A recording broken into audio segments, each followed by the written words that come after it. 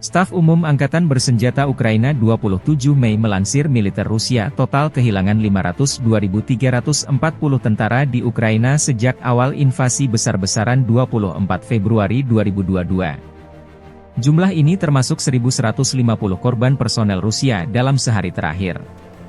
Pasukan Vladimir Putin Rusia juga total kehilangan 7.671 tank, 14.818 kendaraan tempur lapis baja, 17.694 kendaraan dan tangki bahan bakar, 12.981 sistem artileri, 1.084 sistem peluncuran roket ganda, 815 sistem pertahanan udara, 357 pesawat terbang, 326 helikopter, 10.467 drone, 27 kapal dan perahu, dan 1 kapal selam.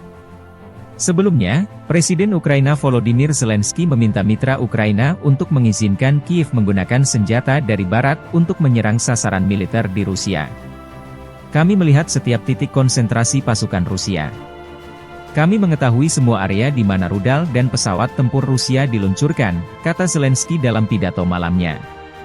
Menghancurkan kekuatan teroris ini, dan dengan demikian menyelamatkan ribuan nyawa serta menjamin bahwa perluasan perang akan dihentikan, adalah murni keputusan politik. Keputusan yang perlu diambil, kata Zelensky. Sekutu Ukraina telah membahas seruan Kiev untuk memberi lampu hijau pada penggunaan senjata barat terhadap sasaran militer di Rusia. Politisi Partai Hijau Jerman Anton Hofreiter baru-baru ini mendukung gagasan tersebut untuk melindungi warga sipil Ukraina. Dalam pidatonya, Zelensky juga mendesak mitra Ukraina untuk mempercepat dan meningkatkan pasokan F-16 ke Ukraina, serta berterima kasih atas belasungkawa dan kecaman mereka atas serangan Rusia pada 25 Mei di sebuah hypermarket di Kharkiv yang menewaskan 16 orang.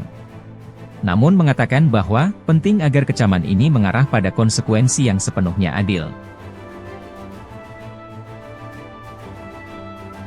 Download Tribun X sekarang.